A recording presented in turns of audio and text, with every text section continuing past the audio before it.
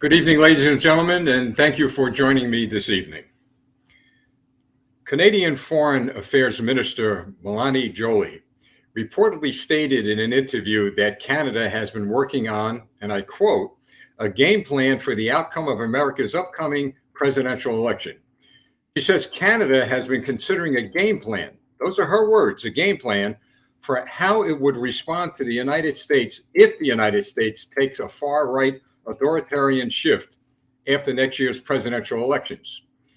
Now, she apparently also told the reporter that, and I quote her again, we're certainly working on scenarios.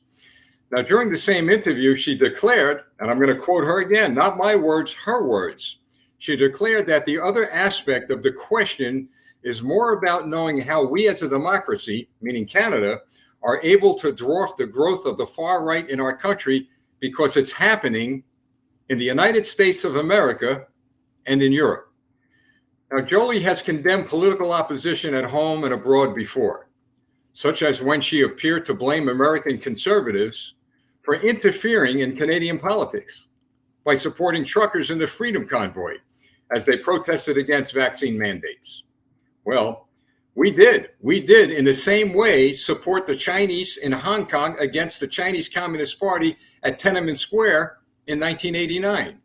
We did the same way as we supported the Polish Solidarity movement against the Soviet Union in the 1980s. And the same way that we did that for them, we're going to defend our country, the United States of America, against the Chinese Communist Party wherever they rear their evil head.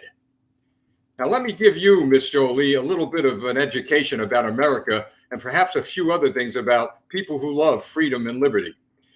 To begin with, your foolish attack on American conservatives is an attack on mothers and fathers, grandmothers and grandfathers who decided to attend Board of Education meetings to protect their children from communist ideologies and indoctrination that you and your government support. Your foolish attack on American conservatives is an attack on hardworking men and women who are fighting a winning battle to preserve their individual rights, freedoms, and liberties in this country. You wouldn't know that, would you? Because your country censors and filters incoming news, and you jail those who dare to question your government. That, to me, sounds like a game plan of the Chinese Communist Party. Your foolish attack on American conservatives is an attack on the very people who stand on a document that freed us from the enslavement of governments like the one you are enslaved to. That document is called the Constitution of the United States of America, and it happened to be created by conservatives as far back as 1776. And by the way, those conservatives back then, they were called radicals by the King of England. Conservatives like farmers, like pastors, hardworking people. Does that sound familiar to you?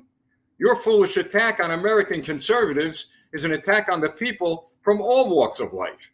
Teachers, ironworkers, police officers, firefighters, common carpenters, union members, executives, and the list goes on to include the 300 million plus citizens of my nation who will not be intimidated by the likes of you or your government. You say you want to protect the citizens of Canada from a conservative movement that is spreading worldwide, especially here in the United States of America. Well, I have news for you. That movement is for freedom, it's for liberty, and it's for individual rights. So you want to protect the citizens of your country from freedom, liberty, and the individual rights. That's out of your mouth, not mine. Americans are proud of everyone fighting for those rights. Conservatives in America are winning in this country, in our schools, in our local and state governments, and in the courts. And very soon, we're going to be winning in the United States Congress, the Senate, and the White House. So whatever your game plan is, you bring it on. You have proven to me, at least, and I'm sure millions of people, not only throughout America, but around the world, that you and your government are what I have been saying for a year and a half. You and your government are a national security to the threat of my country. You are a national security threat to the United States of America, in my opinion. And I believe in the opinions of millions of others.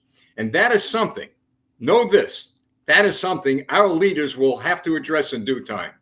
Throughout history, the United States has been that shining city on a hill, fighting against communism worldwide, as I said earlier, no matter where it rears its ugly head. So I would say this to you, Mrs. or Miss Foreign Minister Affairs over there in Canada. By the end of that plan that you have, that great plan that you're so proud of, I would believe that you will be signing off of your plan with the famous lyrics of that famous song, "What Kind of Fool Am I?" I am proud to be an American. I am proud to be a conservative. And I'm proud of the Canadian people and others worldwide who stand for what? For freedom, for liberty, and individual rights. Miss Foreign Minister, know this: freedom will always ring in the hearts, souls, and spirits of good people. And I say to you that as you're singing your song, "What Kind of Fool Am I?" we, the people, will be singing that wonderful song, "Let Freedom Ring." I'm Lieutenant Stephen Rogers.